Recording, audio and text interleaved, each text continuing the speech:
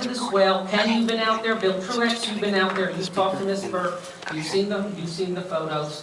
What we've got is a disaster, no doubt, of CCU's. I still personally feel CCU is involved in this mess.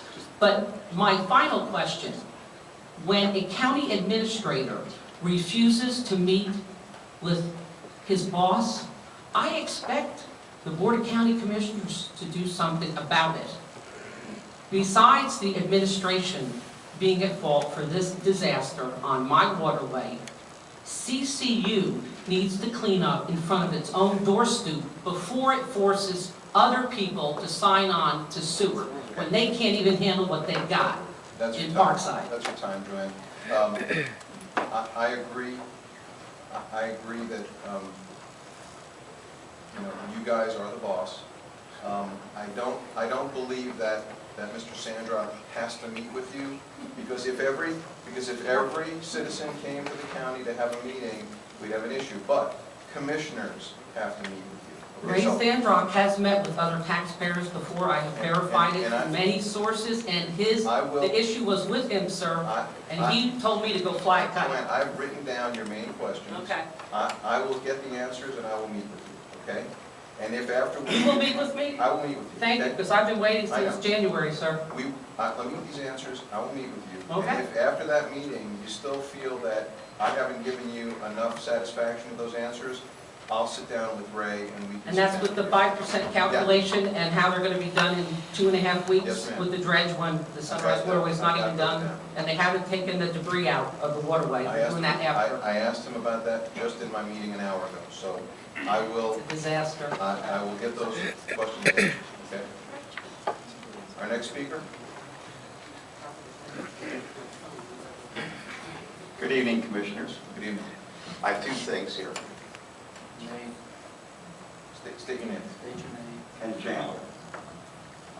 Two topics I would like to speak tonight. One is on hurricane, the second will be the source. But not in sequence here. I'll wait for other people on the SOAR issue. A couple weeks ago at the Village Complex, we had a meeting with Wayne Saladay. I believe I got his name right. And he has a very gifted speaker on the do's and don'ts of what to look out for our own safety, for hurricanes and everything. And one of the things that wasn't mentioned, and I've been in a few hurricanes myself, but keep in mind that the things that are overlooked are bug spray. You know, the mosquitoes come in afterwards, and if you don't have any power in your house, the off or whatever you want to use, that's a must. Keep that in mind. The second thing would be to get yourself a compressor that plugs into your cigarette lighter for flat tires. With the staples, the shingles, everything else that come off, Mr. Deutsch here, Commissioner Deutsch and I discussed this in brief, that he must have had 20 flats, and fortunately I only had about 8. But the thing is, when you get the tire kit, you have the strips. Take the strips and cut them in half, so that when you take the nail or staple out, one of the things I take with me is a power drill, battery powered, with a 1/4-inch bit, metal bit, so you can go in, and then you can put your glue in there, your plug, and get the insert that's got the split ends, not going with a hook, and then cut it off flush with your tire. And it'll save you a lot of time and definitely a lot of money. So it's just 2 points of interest for all of us to take heed to. Thank you, and I'll be back with the source. What? Okay. All right. Any questions? All right. So that's 2 minutes. You get 5 minutes, so you got 2 minutes for that. So you'll have 3 minutes when you come back for the sewers. You can do it now. No, wait a minute. If I got 2 items to talk about, one doesn't have the sewer, wouldn't that be 3 and 3? 6 minutes? No, sir. You have 5 minutes. Well, I'll take it later. Okay. Thank you. I'll bank your 3 minutes. You got it. I'll check it. Thank you, sir. Susan Hunt. All I wanted to let you all know is I spoke to Commissioner Duffy this afternoon. She was cordial enough to have a private meeting with me. I tried to persuade her to come to this meeting because I think it's important for her to see this group of people. I think it's important for her to hear what this group of people has to say. In all fairness to Commissioner Duffy, she has told, the community feedback meetings I've heard were Commissioner Deutsch's baby. He set this up, and other commissioners chose to participate or not participate as time permitted, and different ones host different meetings. Tonight's host is Chairman Constance. Commissioner Duffy told them in the beginning, I don't want to participate in this. I think it costs money to have the reporter here. It doesn't cost any more money if she comes in addition to these commissioners, though. And she said she has 3 town hall meetings a year, or she usually has 2. She usually has one in May, one in October. She chose not to have hers in May because the commissioners had 3 town hall meetings for the entire county in 3 different locations earlier this spring. She said she will have her town hall meeting in October. And I said, well, I still think it's important for you to come tonight. Could I persuade you to come at all? And she said, no, I'm not going to do it. I said I wasn't going to do it, so I'm not going to. Then I asked her, how do you think the taxpayers are going to feel about you for not showing up? She said, and I quote, I don't care what they think. I'm not going. Thank you. Is anybody else speaking about any other item, any other subject? If not, we'll have our first speaker on the sewers.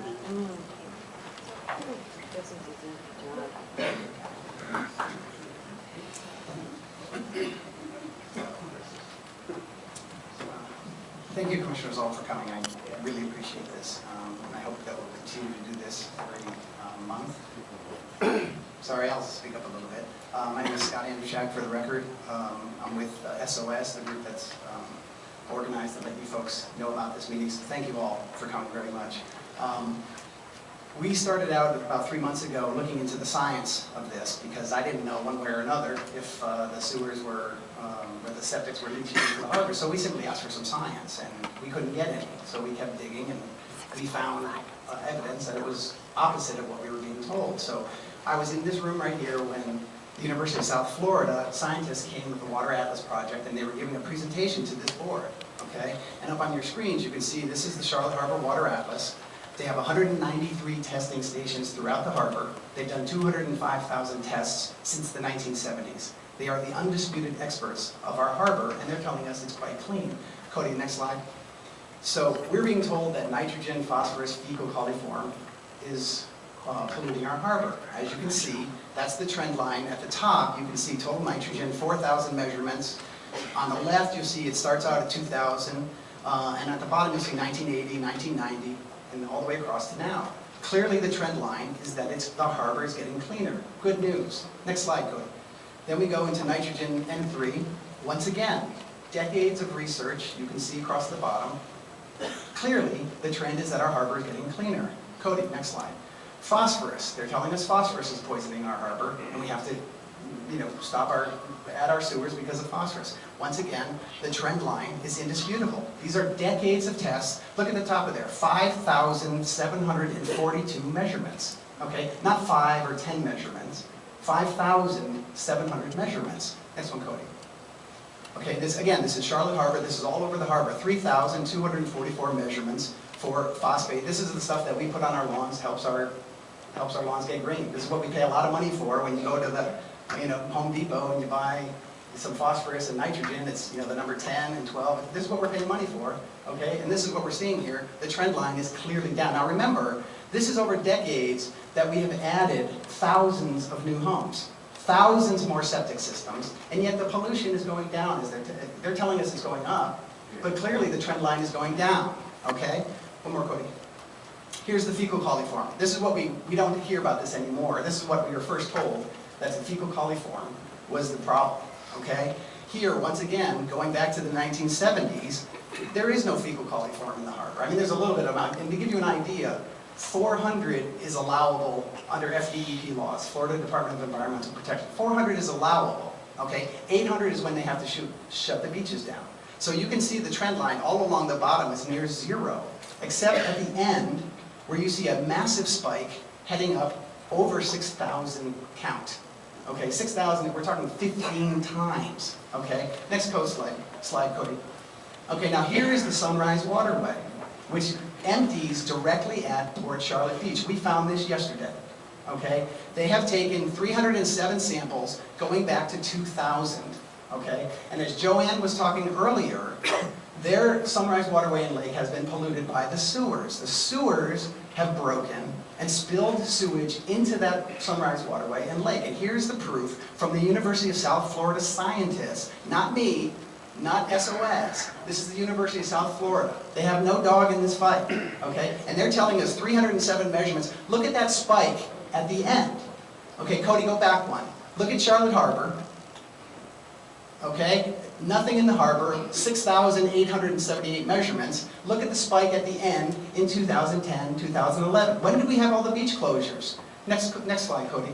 Look at Sunrise Waterway. Look at the spike at 2010. It's not a coincidence. This is the fact. This is the science. We have no science from the commissioners telling us that the septics are polluting, but we have perfect science showing that the sewer was broken over in Sunrise Waterway, and it's polluting right down to the Port Charlotte Beach complex. It's indisputable.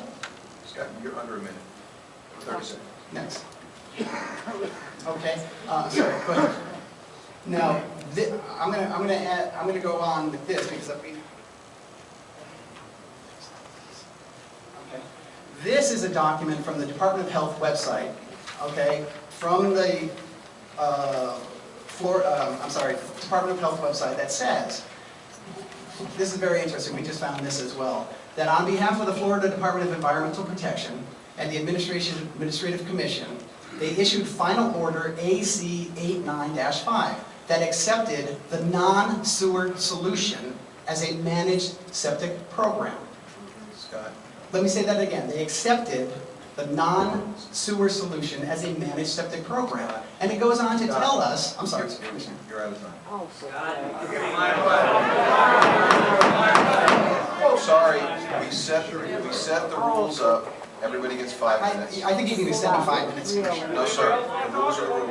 I don't think the crowd here really wants me to talk. We have set the rules up. If you want to hear Scott continue, you can listen to him out in the hallway. His time is done. Mr. Chairman. No, sir. You've got a crowd of people here that are very concerned. And I think you can extend me 5 more minutes. So that other people can Right. speak. And everybody can speak. It's not an issue. Let- You guys let run the other- room. Let everybody else speak. We want him That's to fine. Let speak. everybody else speak. All right. How many people would be willing to yield their time to hear another side? See, this is why, ladies and gentlemen, we have a very difficult situation in our country because elected leaders can't Mr. make an Anderson, obvious Mr. choice Anderson. to let us speak to them This in a is- civilized manner.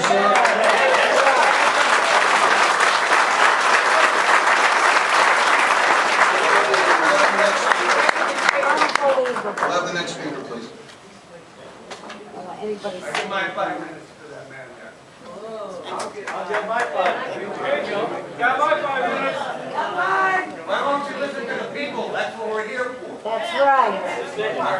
Everybody gets their chance to speak for 5 minutes. All 5 minutes, Yes, sir. please. My name is Bob Shaney, 5 more minutes and off. 14 years ago, I got involved with the sewer project when they were installing it over the New York section.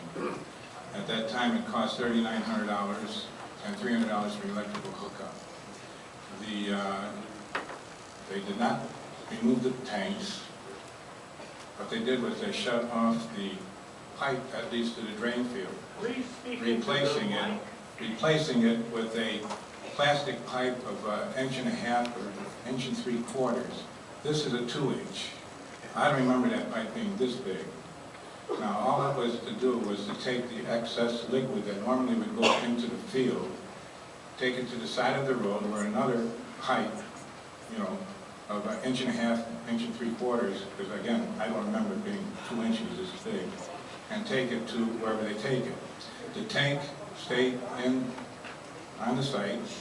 The county was responsible for cleaning it, and it was absolutely ridiculous. And people were screaming then for $4,200. Of course, now it's tripled, we're talking about 12, 14,000. I believe the tanks are still staying in the ground, so the waste, I'm from a big city, Chicago, we have sewers, you know, where it goes from your toilet out to the side and goodbye. That's not happening here.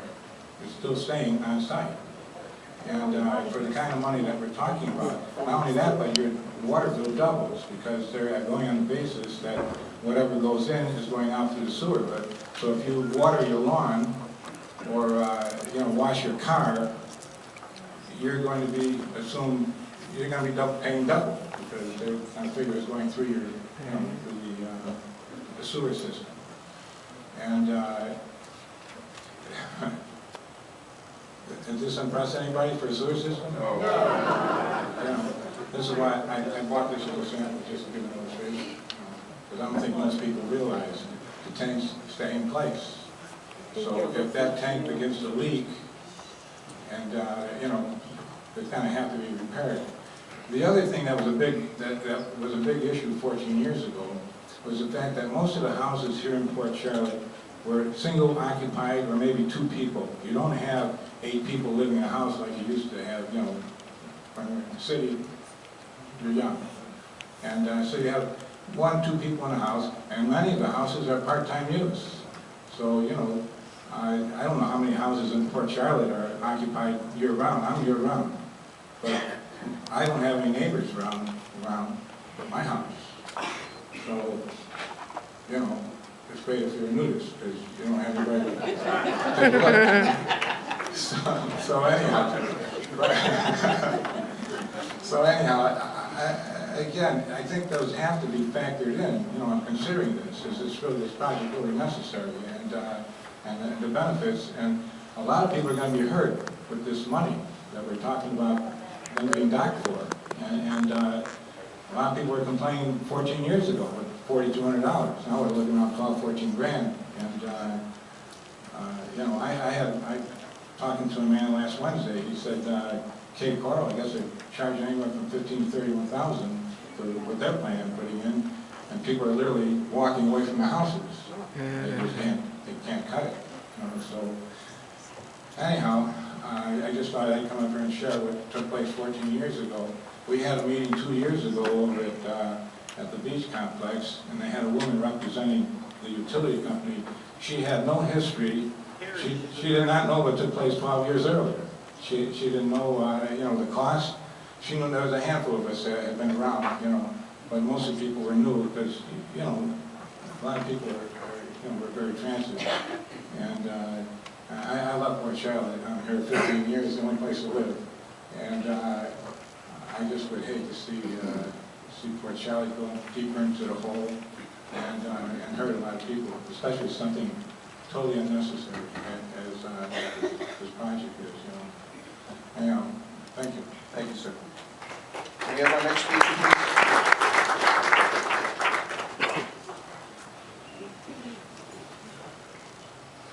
My name is Deborah Scheibel. I've been...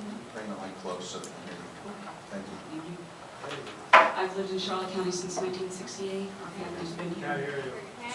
I've lived in Charlotte County since 1968. I've seen a lot of things come and go, but I'm not understanding. I know everybody knows what SwiftMud is. You can get a lot of information through SwiftMud. And I called them today, and I've been talking and emailing with some people. Charlotte Harbor is not being polluted by our septic systems. It simply is not true. I don't know who this man is. I think his name is Scott, that just spoke. But it's simply not true. I understand what they're saying, and they made a deal with the DEP because of the Manchester Waterway. I understand that. The county made a deal with the state DEP. But that was based on the information then. We have credible scientific information that's showing that these sewers are not necessary. I don't know about you. I work for the county. I haven't had a raise in 7 years. Okay? So I can't afford this. And I'm just going to tell you, I can't afford this. But I'm also a fanatical recycler. If I see anybody doing stuff, I pick it up.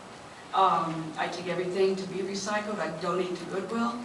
I recycle, and if I really thought in my heart of hearts that we needed sewers, I wouldn't be against the sewers, because I want to have clean water. Clean water is very important, it's our lifeblood, but it's not necessary. Another thing I find a little bit upsetting is 5 years ago they came to me, or 6 years, and said, Deborah, you need to pump out your water, your tank. Okay, I'm a good citizen, I pumped it out. Everything was fine, no problem. If you put yeast in your tank once a month, you will have all the bacteria gone, you will have no anything. If you take a little bit of preventive maintenance, you won't have a problem. I know about septic tanks, so I did that. I didn't have an issue. But I did what was told or asked of me. I did it. Now I'm checking and find out the people that were asked to do this, when I was asked to do it, have never done it. Now, saying again, I do not want the sewer. However, if we're being told that the septic tanks are a problem, why isn't the county following up on the people that didn't clean out their septic? Right. I don't get that. I'm just trying to think of it as, I'm a citizen, I live here. Not understanding it does not make sense to me. So now, my septic, and I keep up on these things, as you can tell, I'm a little bit, I have to pay again in June of 2014. I have to pay for a septic company to come in. I have to pay for a company to come in and pay. And other people haven't even done it one time. And I'm saying to you, I'm not personally saying it to you, but the commissioner and the county is saying, you all are polluting Charlotte Harbor. And I don't believe that, but I did my civic duty and had my tank pumped out. It cost me a lot of money, all right? And now they're going to come after me again. My letter is due to come out in March, that I have to get my septic pumped again and inspected again and have somebody from the county, and it costs them money to come back out and make sure you do that. So what about the people that never did it? So where's the follow-up? There's no follow-up. And the point of the matter is, I don't know this man that spoke, but he's right. The septic tanks are not, according to Swift Mud, they are not polluting Charlotte Harbor.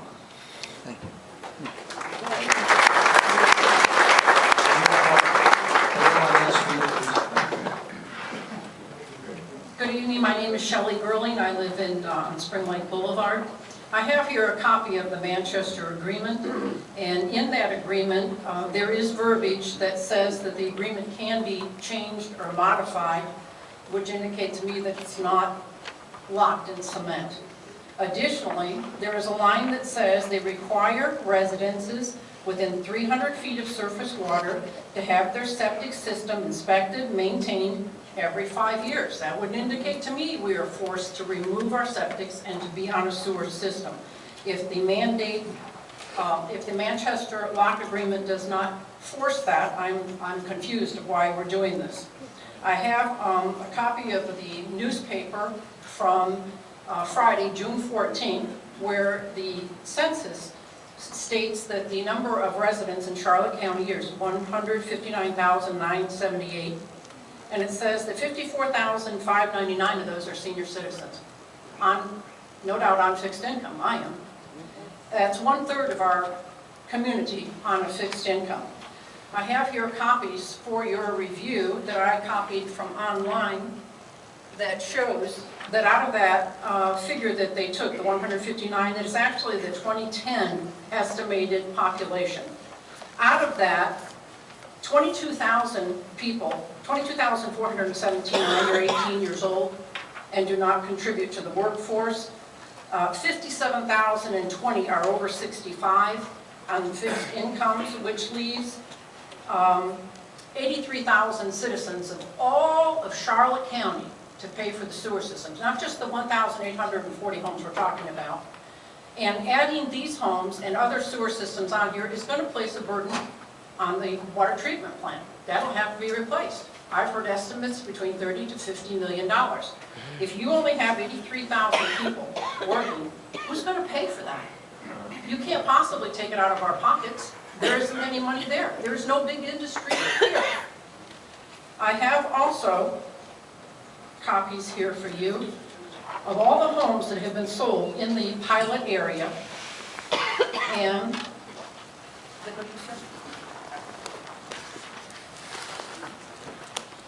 a housing, and a housing breakdown to tell you the sale of houses. In the past 3 years, there have been 427 homes sold in the pilot area.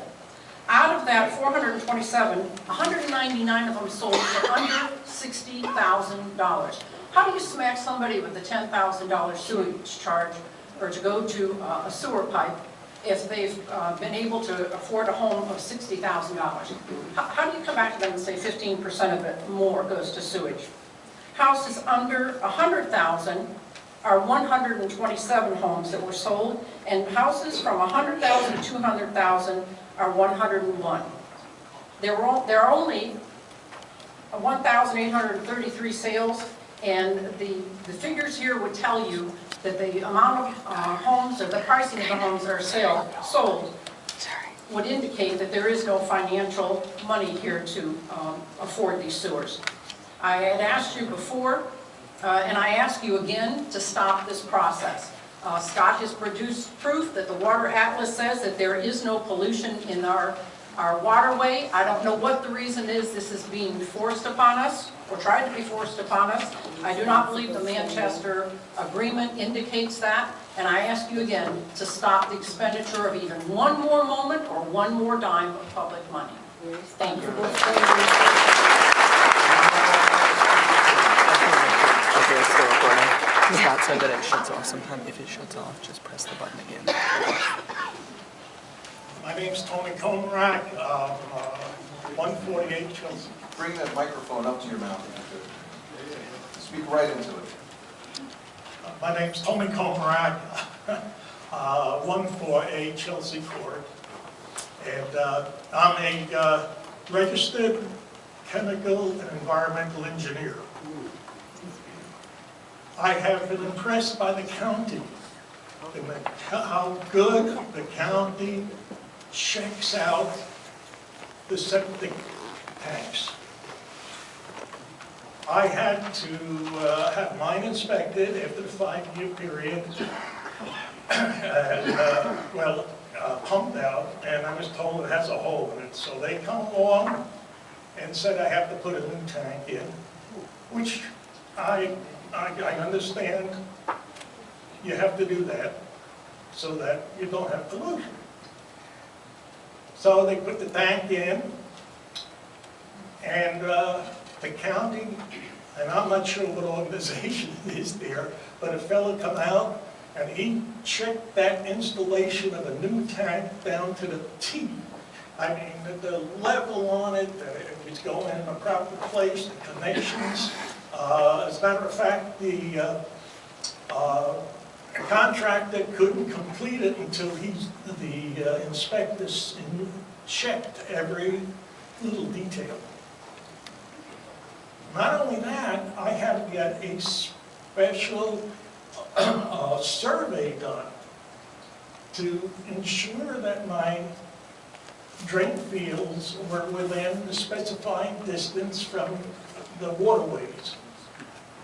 I think that cost me like $200 or $250 just for that survey.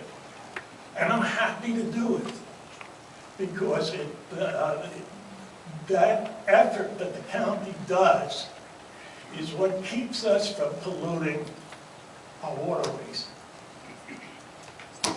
That's it. Thank you, sir. The next speaker, please.